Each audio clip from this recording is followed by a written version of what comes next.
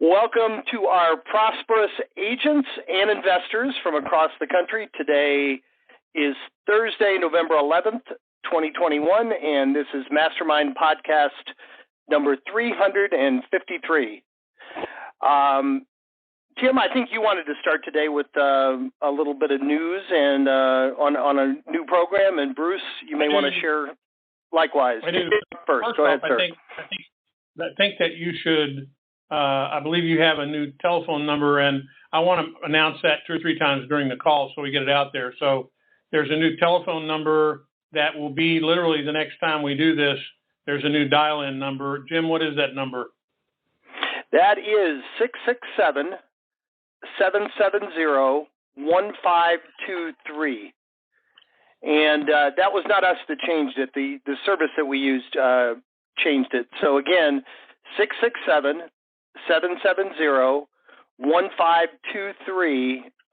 The number you called today will not be good next Thursday. You need to call in on that number that I just mentioned and use the same code that you've been using.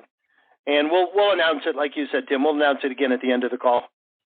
Yeah, I just want to make sure that everybody has a chance to write that down. And if anybody joins the call late, again, same kind of story. We need to make sure that they get in and get what they need out of this, and we don't want to miss anybody. We know that a lot of people spend a lot of time on these calls and enjoy it, and we want to make sure participation is coming as fast as it can be and as good as it can be. What I wanted to quickly bring you up to date on was if you're on the call last call or listen to it on the podcast, you're aware that we announced a couple of initiatives last week. The first of those was the ability to get your probate leads paid for and a bunch more every month, and that is to do the work you're already doing and ask a couple more questions, and that is to find heirs that are part of the process that have a need to get their money quicker than they can wait for probate to close.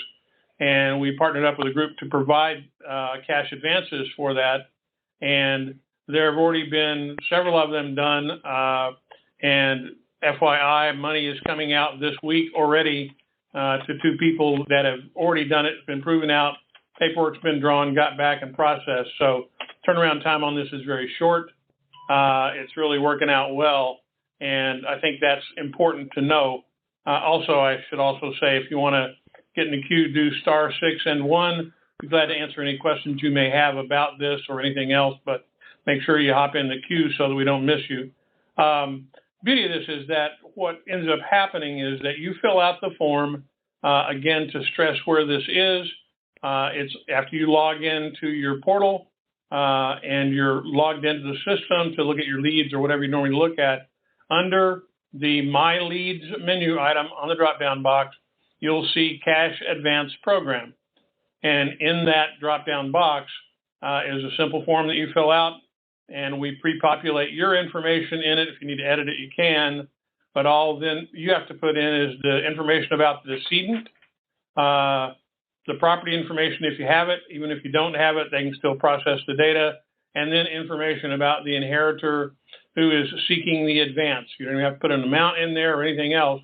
Just a first, last name, a phone number, and an email address for the inheritor. And they will take it from there, and they'll cover anything from $5,000, and we have it on pretty good authority. They'll go down to $3,000, but the specified low point is $5,000 up to $600,000 as an advance against the inheritance, and you get $300 cash every time an advance gets made to any of the heirs of any of your probates. And as I said last time, what that means is if you work all your leads and you only have 5 people that need to get quicker access to money that are successful in processing this, that's $1,500 a month, and that's likely to cover your leads in a bunch of marketing. So it's a great way to do this and get everything paid for, and we know it's a good system. We know it's something that you ought to be working on, and we encourage you to go do that.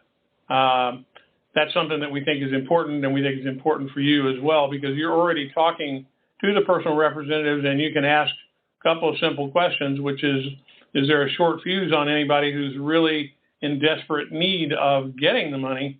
And more importantly, if they get it from this source, and it's a very, very reasonable rate for the inheritance advance, it also takes some of the pressure off of that PR, because they may be getting a lot of heat from, the family members or the other heirs to settle this quickly. And again, remember that PRs are volunteers, in most cases uncompensated, and it's certainly not their full-time job. So getting the heat off their back is a great thing to go do.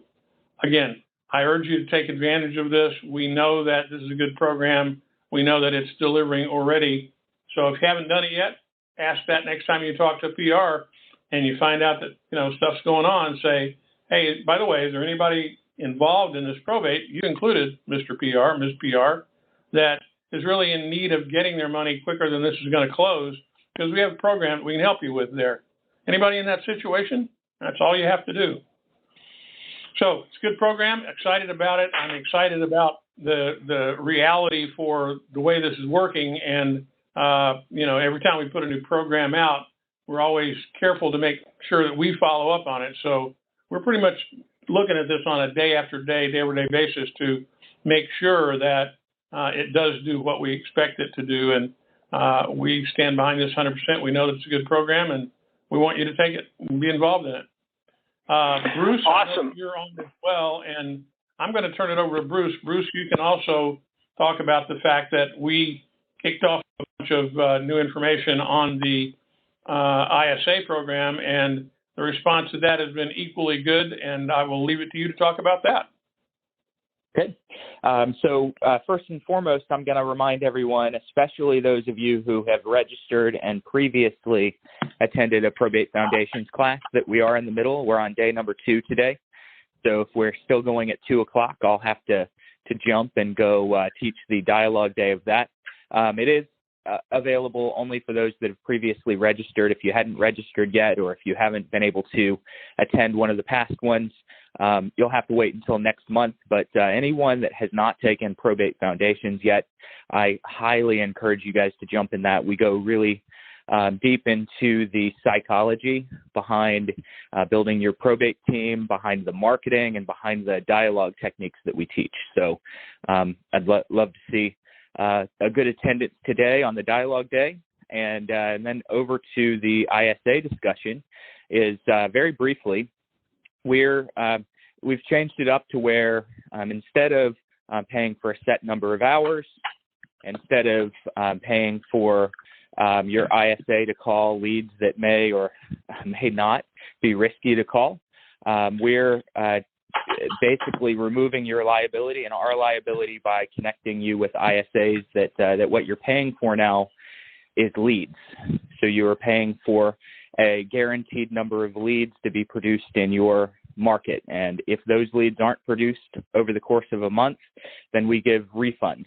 So that's something that everyone should be aware of. If you want to know more information, if you're looking for an ISA to help warm your leads up, to help make that extra layer of calls, then reach out to us. We'll be happy to show you the program and get you connected with a good ISA that's going to turn over some nice warm leads for you.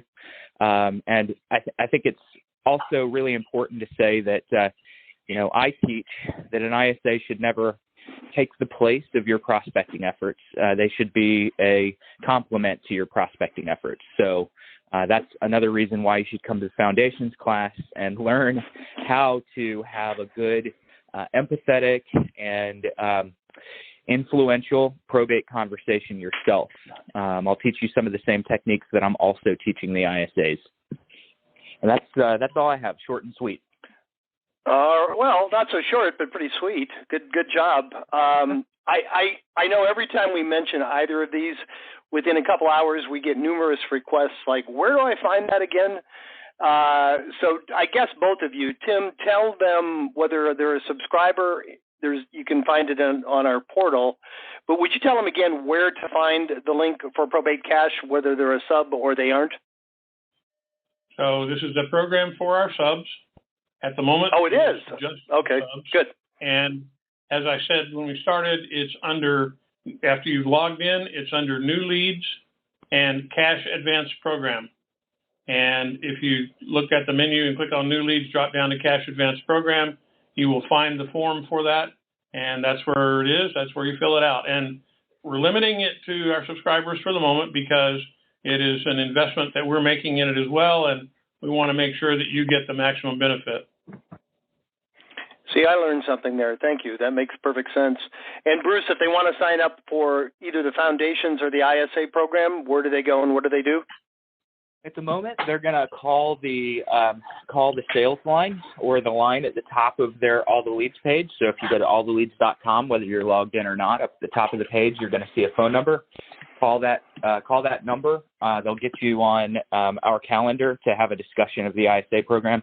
I'm going to encourage everyone not to email or call me directly. Love to talk to everyone, but that's where processes go to die. So I'm going to have you go to the line at the phone line at the top of the All the Leads page. Ask them to get you onto our calendar, and we'll have that discussion with you. All right. Well done, both of you. We do have someone in the queue. Guys, we have plenty of room for more. Just hit *6 and hit 1.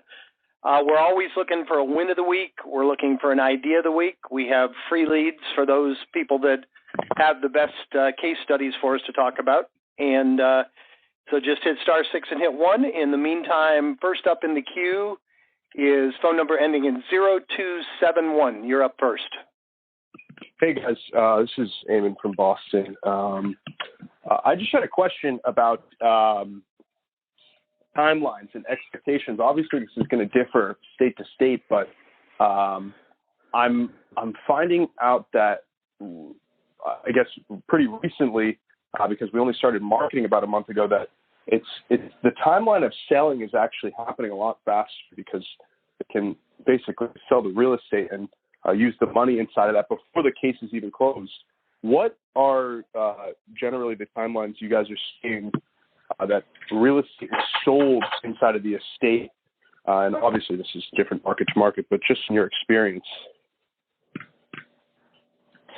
I'm going to make some numbers up here really quickly.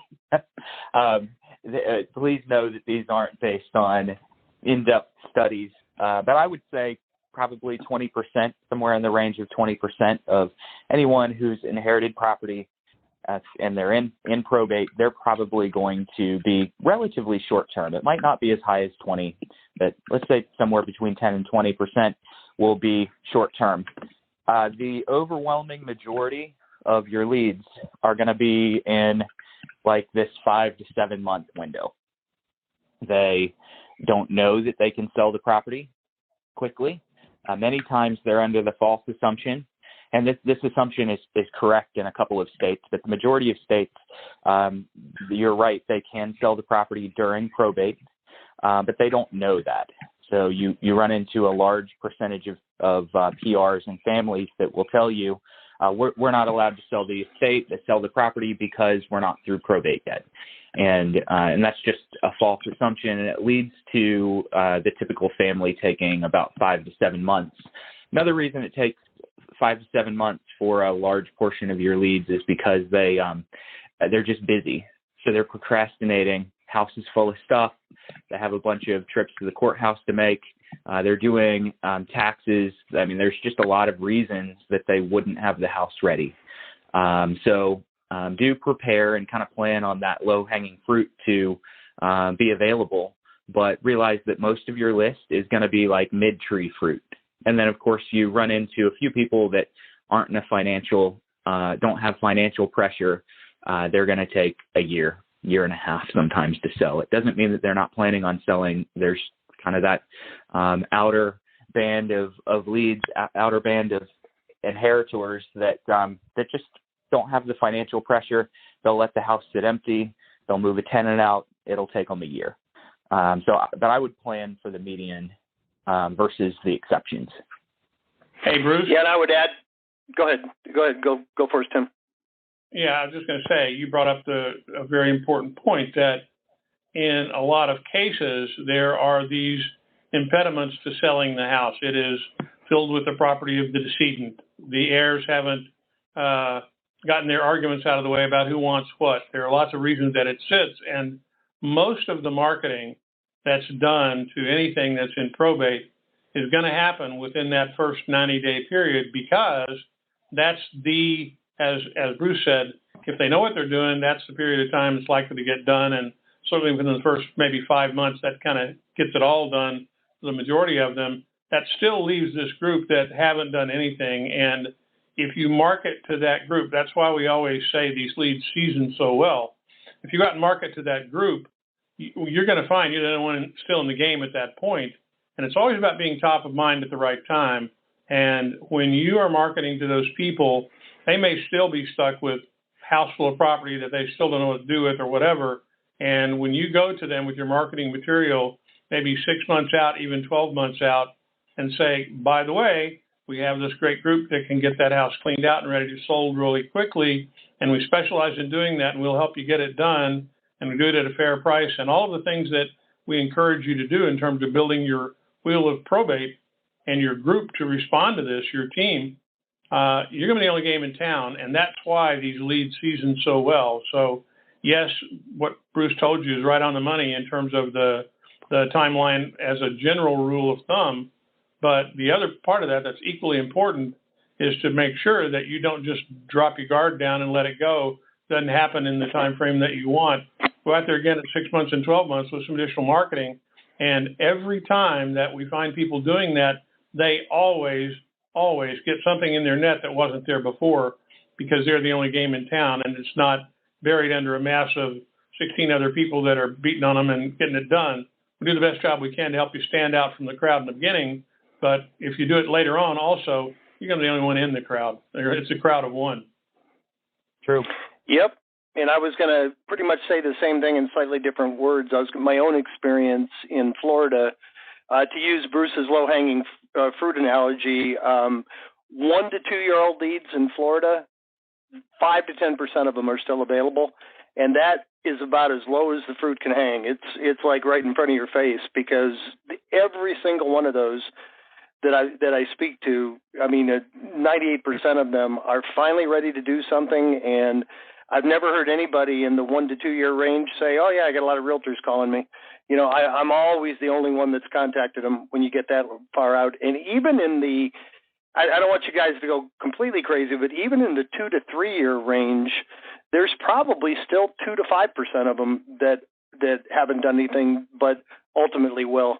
And I was just going to say, Tim, along the lines of what you said with marketing, if I were doing this as a business today, I'd automate my mailing. You know, I'd do what Bruce says, probably do 5 or 6 months worth of mailing and then put it on autopilot at the 9, 12, 18, and 2 year mark to send a letter out. And it sounds like you're wasting money, but if you do a really good job of updating your CRM, you know, if you start out with 100 leads, after 6 months, you shouldn't have more than 20 left. You know, after a year, you shouldn't have more than 10 or 12 left. So it's not a high cost, but it can be a really high return rate, really, really, really low-hanging fruit in that time frame. So, yeah, same thing. I'm agreeing with Tim, but, you know, automate your marketing to make sure you do that. Make sure you keep track with these people. And, heck, I'd never take them out of my CRM until I know for sure that they sold. I'd just keep marketing to them. But, you know, not every month, but on a more spaced out period of time. So anyway, I think go ahead, Chuck. I want to add to that, Jim, because I just got my hair cut this morning. And I'm sitting there in the chair.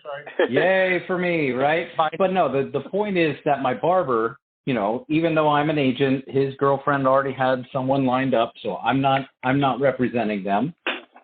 But we had the conversation, hey, we're actually in the process of buying a house right now. And they're buying a house right out of probate.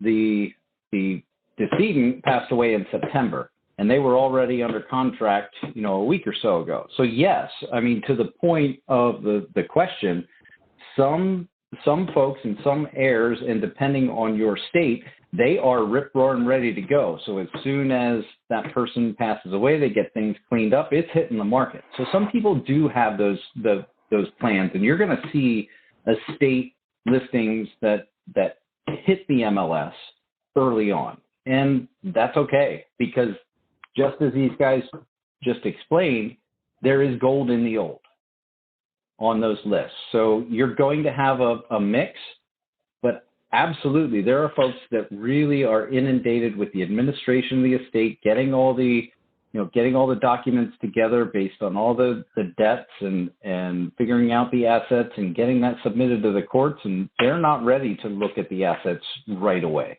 right out of the gate. So sending out your marketing and doing your prospecting and doing it consistently will get you the leads. Well said. Does that help? Yes, absolutely. Appreciate it so much, guys. It was more than enough information. Ask a short question to get a 20-minute answer, but we try to give you as much info as we can. So we appreciate you participating. Yeah, thank you. We have one more person in the queue, guys. Don't be shy. Hit *6 and hit 1, and you can be up next. In the meantime, phone number ending in 4946. You're up next. Hi, this is Chantel. I've been in the program about 2 weeks now. I have old and new lists that I'm working on. I do find the market that I'm in is pretty competitive, or they use the excuse that they've sold already when it comes to my old leads. But I have gotten 2 appointments so far that I've actually seen in person, the homes. And I do find that the cash advance program is a way in, and they follow up pretty quickly, and people are really interested in that. So I've already submitted some to the cash advance program. But my main question is what objection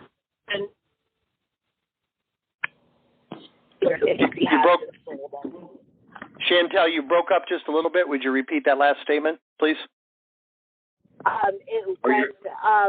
When they say that the property has been sold, what is it, that an excuse, and what are you using to dig a bit further to find out if it actually has sold?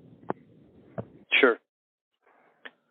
You mean people aren't telling you 100% of the truth, huh? You think they might actually be lying to you? Yeah, definitely. Yeah. Go ahead, Bruce. Jim, do you have any? I don't want to monopolize this. Do you guys have anything? I'll pitch in a sec if you do. Speak up. Boy. No, you don't. Go ahead, Tim. You go first. Wait, we're all just chomping at the bit today. You go ahead. Seniority. You're first, Tim. No. I just said, speak up, boy. Go for it. All right.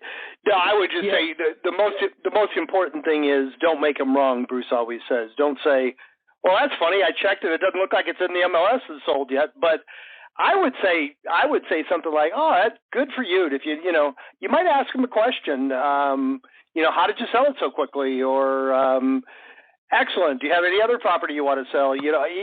Bruce, how do you ask it in a way without making them wrong, but finding out what you want to know? I know it's asking extra questions. What kind of questions would you ask? So I would take the assumption that they have not closed yet. So I would take the information that they gave me, and I'd tie some assumptions to that information. So these could be totally wrong, but it's not about whether you're right or wrong. It's about extending that conversation out, gathering more information. So, hey, Chantel, we already sold. Hey, congratulations. It sounds like you don't need realtor help right now. By the way, when do you close? Okay, so when do you close? If their answer is we already closed, then you're probably getting the truth. If the answer is about a month, then or 2 months or a couple of weeks or whatever, they'll probably add to their story. And I wouldn't be surprised if a lot of times that addition to their story by asking the appropriate question led you to realize that maybe they had an offer, but they haven't sold yet. Okay, so something like that. I always want to try to reframe them as well. So we're going to take that objection of we already sold. Hey, good, it sounds like blank. So in my case, it sounds like you weren't really looking for real estate help, by the way, and then ask another question. Did you get full value for it? By the way, did you sell to an investor, or did you go through an agent? So we're seeking information here guised as a congratulatory statement question. And they'll probably give you some more information. And don't be surprised if it turns out that the information they gave you shows you that they're not really under contract at all. And same thing that I do with home buyers. Back when I was doing open houses, instead of saying, do you have a realtor that you're working with? Because the answer was always yes. My question was, how does this house that we're standing in right now compare to the others that you've been looking at with your realtor? And I went from 9 out of 10 people saying, yes, I have a realtor, to like 9 out of 10 people saying, oh, no, we just started looking, or we haven't gotten a realtor yet. And because I rephrased the question, I got a more truthful answer. So you can do that on your prospecting calls as well. And Bruce, when you were saying, when do you plan on closing, a great follow-up question, no matter what they say to that, which I don't think enough people do this, is even if they did sell, a good follow-up question might be, oh, great, can I help you reinvest the money in this market? You know, maybe you want to, list your home and buy a nicer one, or can I help you find some investment property? Remember, you're talking to somebody, even if the property is sold, they just inherited a significant amount of money. So maybe change the framework of the conversation to see if they might be interested in being a buyer, and, go that route. I don't think anybody else is doing that, like taking interest in their overall situation rather than it's just this one property. And because we've heard that from a lot of our subscribers that, there wasn't any real estate, but they inherited money, or it was already sold and they inherited money and they turned around and sold them something else. Go ahead, Bruce. Mm-hmm.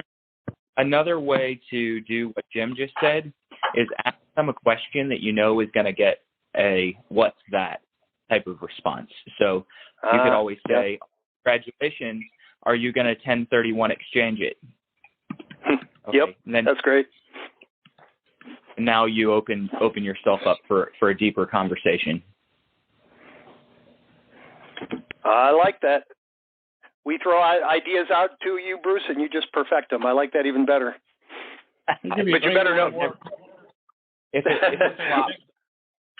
one more thing to think about, and that is, if they tell you that the property's been sold and get in any of the dialogue that we talked about and all of that, the one thing that I've always found good to do, and whether you're in real estate or anything else, is express sadness that you didn't have the opportunity to provide the buyer for them. And what I mean by that is, oh, darn, that's really a shame, because I know that, that's exactly the place that market and that street and that place is exactly where my buyer, I think, was really interested. So that's really sad. Sure enough, if anything happens and that happens to fall out, or, for whatever reason you're not able to close on that, man, I'd sure like to hear back from that, because I got a pretty motivated buyer on my hands and they're real interested.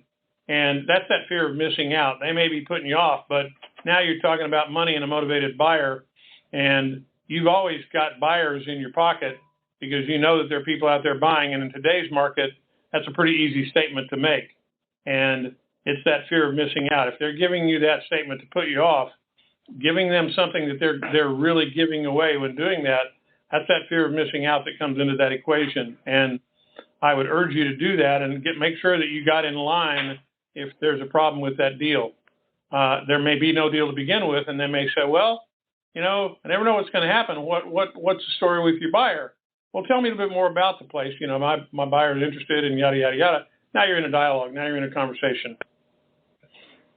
I like that. Sure. You're very welcome. Anything else we can help you with? No, that's it. All right. Well, Kate, by the way, just to backtrack a little bit, 2 weeks and you've been on 2 appointments already. Congratulations. That's great. You're taking a massive, obviously you're taking very quick, massive action, and you're getting immediate results. So just a matter of time, if you can generate an appointment a week, a matter of time before those start turning into deals. So good job with that. Did those come from for those letters? I have to say that I've... Chuck, go ahead. Okay.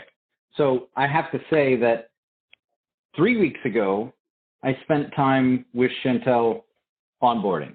1 week later, was on for the monthly strategy call together with her and her husband.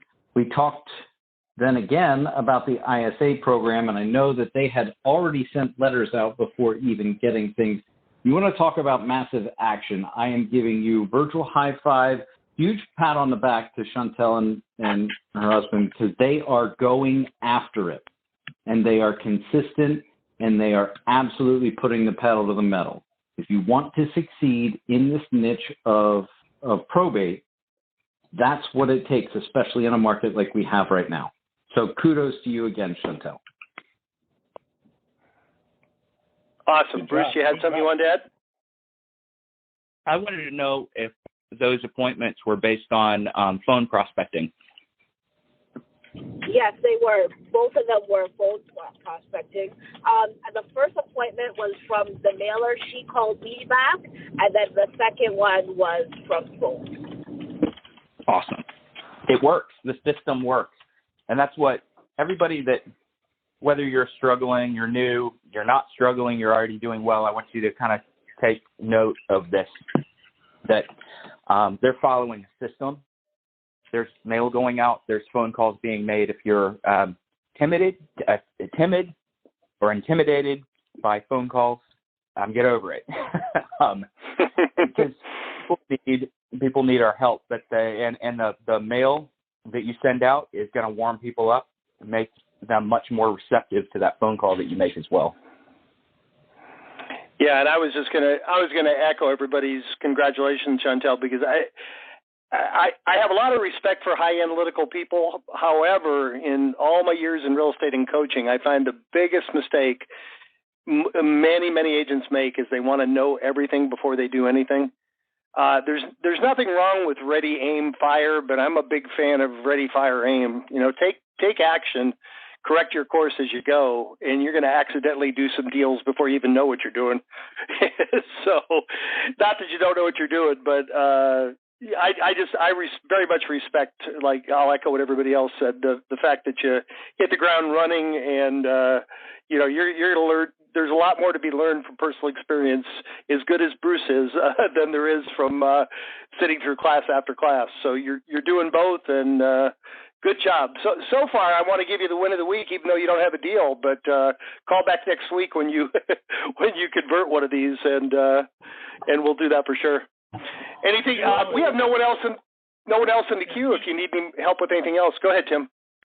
Yeah, I would just take issue with one thing you said. Those of us who know you and love you, I think you're being overly generous to yourself. I believe your motto is fire, fire, fire. But that's just me. Occasionally aim. Yep.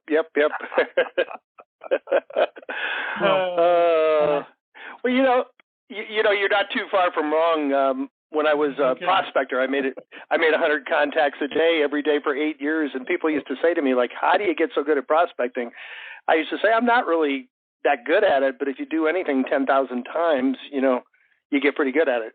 So you learn as you go, for sure. And everybody.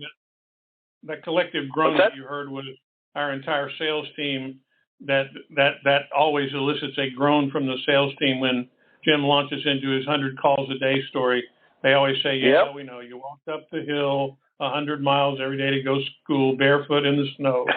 So yeah, still have the world record.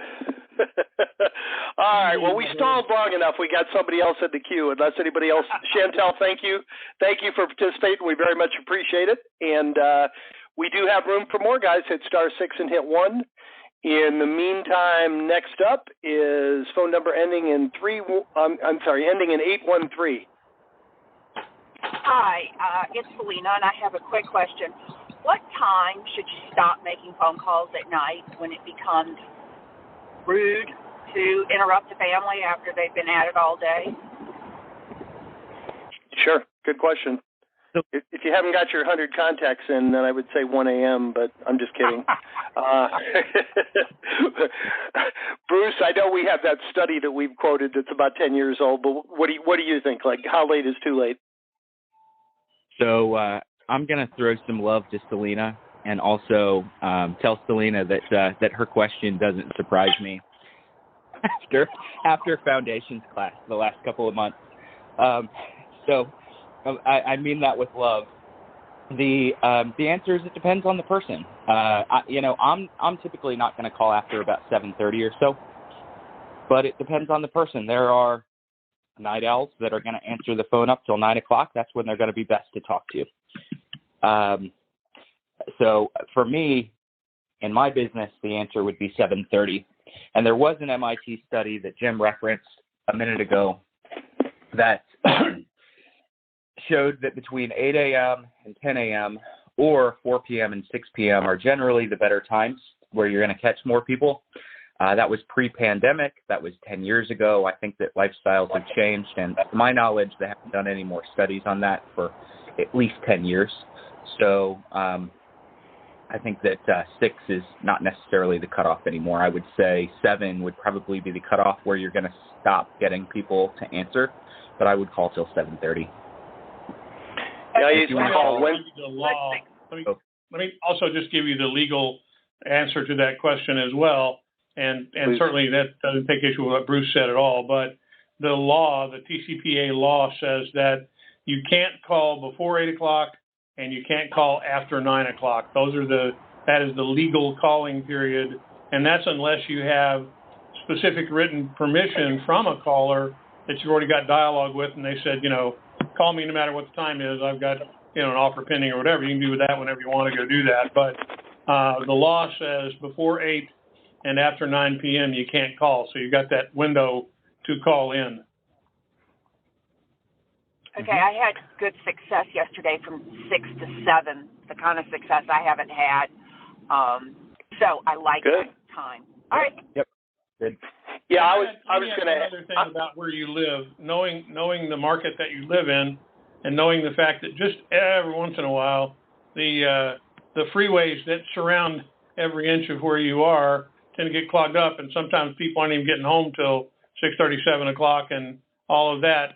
I think you give yourself a little bit more latitude there than in certain other marketplaces where people have had plenty of time to get home. And I personally would certainly give you the latitude to call a bit later than you might in a more rural area, because Southern California is a different marketplace, and I think that's probably an important thing to consider. You got to be aware of your surroundings and make sure you're kind of dealing with the things you need to deal with. So I think where you live, I would err on the side of even calling a little bit later. But you're also going to find out very quickly, 30 days worth of calling going to get you the answer you need without hearing it from us.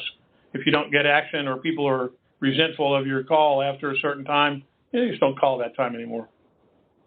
Yeah, and I was going to add something very similar. Over many years, I found consistently my favorite time was drive time home from like 5 to 7 p.m., 5 to 6 in particular.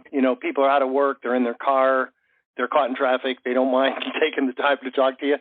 I found after 7, I was interrupting people's dinners, and some of them didn't like it. And if I did, I would politely, try to schedule a time to call back. But that I used to do Wednesday nights from 5 to 7, and I would reach many times proportionally more than I would, 8 to 5. So good question, though. Thank you. Somebody should update that study post-pandemic. Yeah, I just want to say one thing. The people that I spoke to were still in their cars at 7. So yeah, okay, there you go. Like longer drive time in California. That makes sense. Yeah. Right. And in LA, no one eats anyway, so food's not as much of an issue because they have to be so tiny. Sure. All right, that works. Thanks. All right, you're very welcome. Our next caller, there's no traffic issues at all. Our next caller is from Los Angeles. Next up is 1712. You don't have any traffic in LA, right? Yeah, can you hear me? Yes, go ahead. Well, I'm kidding. Yeah, you're up next. Go ahead. Yeah, can you hear me? Yes, we can hear you. Okay, I want to thank you for putting up this program consistently and helping us grow in this specific niche. And I was hearing about the foundations. Is it a class? How do we get access to that or sign up for that? Sure. Yeah, so foundations, you're going to sign up if you are logged into your All the Leads portal. So assuming you're a subscriber, you're going to go to the training dropdown and click on Professional Real Estate Coaching. Under Professional Real Estate Coaching, you're going to have a few options. You're going to have an option to do a monthly strategy call with Chuck, or you'll have an option to come to the Probate Foundations class with me, and I do that once a month at the beginning of each month. If you're not a subscriber, Tim, I haven't gone in and looked at it as a non-subscriber. If you're not a subscriber, call the, I know there's a place to access it on the front end of our website, but you can also call the phone number at the top of the page, and they'll register for you for the Foundations class. It's there's a very, very, very small charge.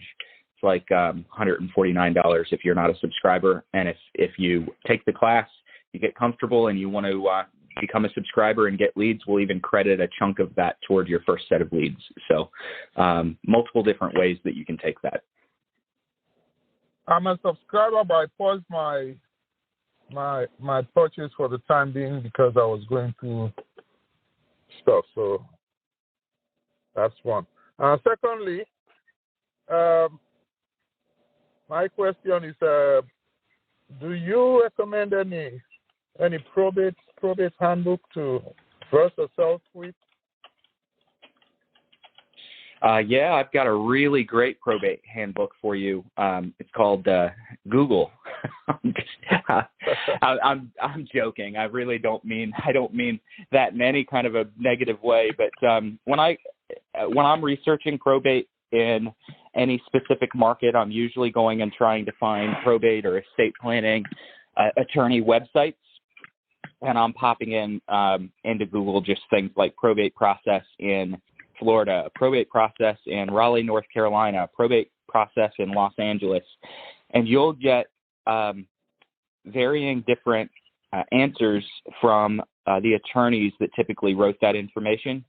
And it just goes to show that there is no set in stone process that every single lawyer always follows, but it'll give you an overall guideline of like the 15 or 20 top things and in what order families need to be doing things during probate. That's all you need to know. You don't need to know anything more detailed than just a general timeline of when they go to the courthouse, when they get an attorney, when they run their newspaper ad, when they have an estate sale, things like that. And that stuff is really super easy to find. The reason that we don't have a handbook is because it varies from state to state. But it's not hard to find if you look up the top 2 or 3 blogs on the probate process in your particular city or state. Okay, one more question. Sure.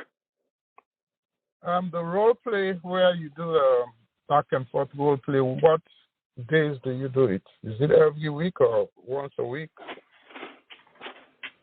We do day number 2 of the Foundations class is a role play call. It's slightly more educational based, so we'll do like an hour and 15 minutes of education on different techniques, and then we do about 30 minutes of breakout rooms where we're doing role plays. So that's once a month in the beginning of the month on Thursday, and then every month we do another role play in the middle of the month for those who've been to Foundations. So if you have not been to Foundations, you don't get that announcement because we're using specific techniques. And a lot of times if you come to that class or that role play session using someone else's techniques, you don't really, you're a little bit lost on the technique that we're using. So in the middle of the month, and we send that email out to everyone who's registered for and been to a Probate Foundations class before. So how many times do you have to take the foundation? Just once. You can take it many times. I have people that have been 3 or 4 times. And you don't, by all means, you certainly don't have to take the class, but we do ask that you've been through at a minimum of the dialogue day before you come to the role play class, so that you really understand our philosophy on that sales call. Okay, last question is still I moved. I'm not in Los Angeles. I'm in Santa Clara, so it was a difficult. It was competitive to get leads from that because I wasn't assigned that area where I live. And maybe I have to talk later and find out whether it's available. Yeah, you're talking about L.A. or Santa Clara? Santa Clara. Yeah, we have leads. We have leads in every county in California. That shouldn't be a problem. I can have someone reach out to you and go over the numbers with you if you like. Yeah, because your policy was not to give it more than 3 or so people in that county. Oh yeah, there may be a wait list. You might be right. Yeah, I'll you know what? I'll double check that, and I'll have one of our people give you a call back after the call. Okay. Yeah, did you get put on the wait list? Did you ask to get put on the wait list for Santa Clara? Yeah, I believe I did. Yeah, and you know, it's a good opportunity to mention this. We have every county in California, we've got a wait list, and I can't tell you how many times we have a spot available, and our team will start calling, and people don't respond. So if you get put on the wait list, we sort of have to give you 24 hours to call back before we move on to the next person. So if you are on a wait list, just look for a call from our company and respond right away. So, you know, if you're on there waiting for a few months, we don't want you to miss your opportunity. Make sure you're just hyper responsive if you're on a wait list for any county, because we will reach out and with a phone call and let you know. And just be real sure to call back as soon as possible. And I'll double check that for you, and I'll have somebody call you back after this call. Thank you. All right, thank you. We don't have anyone else in the queue. I'll give you let my partners and I kind of summarize, and I'll give you one more chance if you want to jump in. It's *6 and hit 1. I do want to remind you all that starting next Thursday, do not call the number you called today. Call 667-770-1523. Again, 667-770-1523. Enter the same code. We will send an email out on our regular day. I think it's an hour before the call with that phone number. And I'm assuming next week if you called this number, you'll probably be redirected anyway, but make sure you call 667-770-1523. We don't want you to miss out. I think we'll tell our customer support people too. I can see a lot of calls, people looking for the number. We'll make sure we have that available for you. Another great call, partners, Tim, of course, as soon as I summarize, 2 more people jumped in the queue. All right, I'm going to close the queue, and then we'll go to the last 2 people. Next up is phone number ending in 6804. You're up next. Yeah, can you hear me? Can hear you. Yes, sir. Good deal. Just a quick question. I'm wondering if you all have any conversion rates, just kind of documented from your own data for a kind of lead to deal or lead to purchase with your all's software and your ISA. This is going to sound a little bit sarcastic, but it's literally between 1% and 20%. It so much depends on it depends partially on the market. Some markets are much more competitive than others, but I really believe it depends much more on the agent or investor. You know, the more consistent you work these leads, especially the better you are with follow-up, the better your conversion rate's going to be. Tim, do you have Tim or Bruce, do you have a more specific answer than that? Well, and I'll give you that's kind of a definitive reason as to why, and then Bruce, you can certainly comment. But you know, we don't monitor our we furnish the leads, we furnish the training, the systems, the mailing, the marketing, all the pieces that we furnish, but it's your business, and so we don't walk this all the way through to the end. So most of what we hear and have is anecdotal data. What I can tell you is, and this is kind of the best testament to this, is that we know that our people are highly successful, and that's based on the fact that we have so many people who have been with us in some cases since 2014 when we first started this, who continue to, be happy to invest every month in their leads, and we know that they're getting conversions. And unfortunately, they become very successful and don't come on the call and don't talk about it all the time. But we generally feel that in every set of leads that go out, regardless of the size of the marketplace, because in a smaller market, there'll be less competition. in the larger market, there's a lot more people. There's always opportunity, and it's a matter of how diligently you prospect and basically how good you are at your craft. And, we don't furnish statistics because there really aren't legit anecdotal data. Empirical data. It's just anecdotal. And Bruce, you may have a different thing to add, but I think, that's about what I would say is we definitely know there's great business in here. Bruce? Yeah.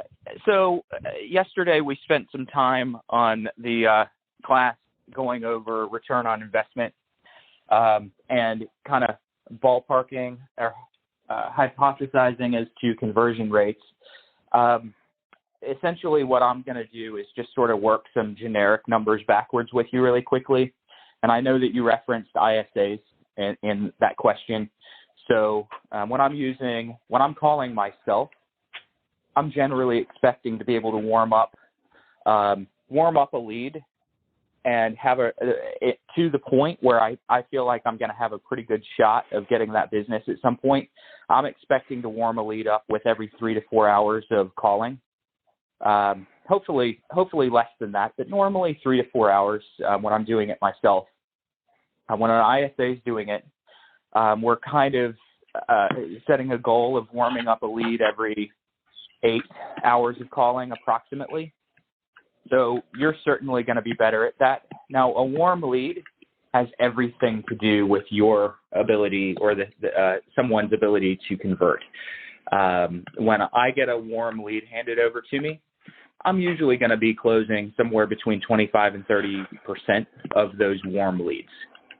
So if I want to, assuming I have enough leads to keep somebody busy for 8 hours a day, then I know that means I could potentially get a piece of business basically every week, or at least get a lead that's going to eventually turn into a piece of business every week.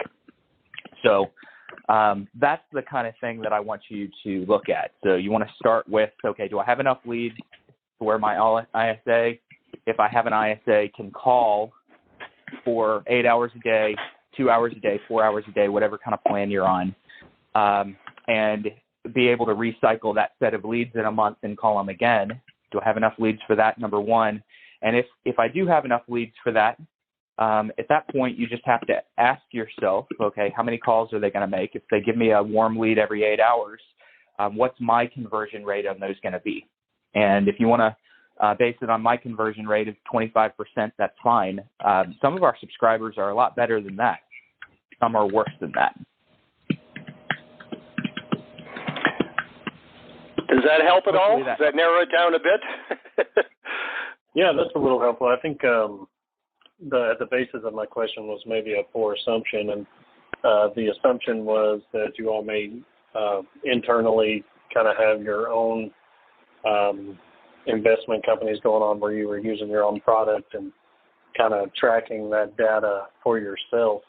And so I was wondering, if that data would be derived from more of an internal perspective. But I understand, you can't track everybody else's data either. So I understand exactly what you mean.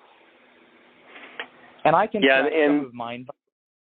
I haven't really been working probate leads a whole lot since I got so busy. But having worked probate leads for many years, and having had ISAs and mailing campaigns running out, I'm typically going to be looking for a 1,600% ROI.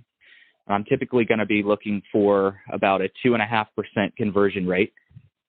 And then having ISAs, for me, I want one good lead per full day that they work, and I'm going to get 20 to 30% of those leads. So once a week, an ISA will turn over a lead that I will eventually end up closing.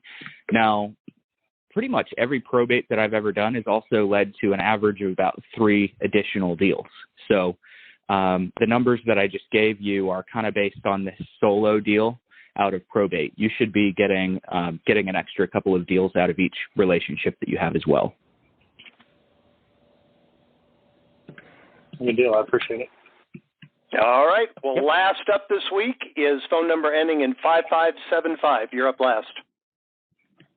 Hey, what's up, guys? How are y'all doing? Hey, great. How about you? Good, man. It's Kyle Dempsey here from Atlanta. Yes, sir. I just wanted to ask real quick, man. I've heard Chad mention several times regarding getting funding for some of these deals. I'm starting to get some leads in now, and I'm kind of trying to figure out how to get that commercial. I understand hard money and private money to some degree, but what Chad always touts is going to a small local bank, going in there with 20, 25 grand, talking to the the manager of the commercial side of the bank in there, and basically, I guess, discussing with him to some degree of them underwriting your deals. If you're finding deals, bringing them in there to them, showing them the rent rates, and then getting funding for those. I'm kind of trying to wrap my head around how to approach that now that I'm going on some appointments and looking at some deals, and obviously I want to keep as many as I can. So what do you guys suggest on that as far as picking up where that idea leads off? Let me ask you a real quick question. Do you need millions of dollars up front, or do you just need to fund a deal at a time to get started? Yeah, because deal at a time. A deal at a time? Yeah. I don't have any experience with the commercial banks. I have heard Chad say that before. We've got a company that I really like a lot. It's called Navigator Capital. They're nationwide except some parts of Arizona and California. You familiar with them at all or not? No, sir. Their website is GoNavCap, GONAVCAP.com. One of the reasons I really like them, you can go online, you apply, in 10 minutes you've got an approval contingent on appraisal, and they will lend up to 90%. They lend more on your experience as an investor, but they also lend on the deal. But they're very reasonable for hard money. They start at like 6% for hard money, which is half of what I paid when I was actively flipping. I used to pay 12 to 15%. So I've had good luck with them. I know a number of our subscribers that have. And I mean, if you get to the point where you need millions of dollars, then the bank, I think, is a good idea. I've never tried that. Bruce, are you familiar with anybody who has done that, or Chuck? I have some investors that do it with credit unions, local credit unions. Okay. I used to live in the town that Chad lived in. That's how we knew each other, and I know the banks that he's referring to. Personally, I don't have any banks where I live now that do that, but the credit unions do. And and obviously, you mentioned hard money a little bit ago. The majority of states and cities have at least someone that does hard money, and they base it on the equity in the deal versus down payment. So I would probably go Google equity-based hard money lender and see if you can find someone that will do it on equity versus down. If you have money to put down, great. But if you don't have enough for your traditional hard money lender, go to equity-based. Okay, great. Now, and if you're buying and holding, is that still even if you do have the down, because I have the down payment. I mean, obviously, if I do 10 deals in the next 3 years, that's gonna. Well, I mean, I guess you could. That's still feasible. For most people. Navigator Capital has a buy and hold program, and that starts at 6%. Which awesome. I mean, it's 6 to 9% is very competitive from what I've heard. Yeah. Oh, it is really competitive. Yeah, it's not bank rates, but for fill out a form, pay for an appraisal, and close. It's the ease of it is well worth it. And with rents being what they are, you should be able to more than service the debt. At 6%. Thank you guys so much, as always. All right, you're very welcome. And we actually started and ended on time this week, guys. Good job. Hey, yeah. Let me see. All right, just some comments from my partners. Thank you, Pete at Gallery, and most people don't even know what that is. But I want to thank each and every one of you for being here today. I want to particularly thank those that actively participated, and I want to challenge each of you, take one thought, one idea, one thing that inspired you on this call, go out and put it into practice, and please come back next Thursday and share your results with the group. Have a great week, everybody. We will talk to you same time next Thursday.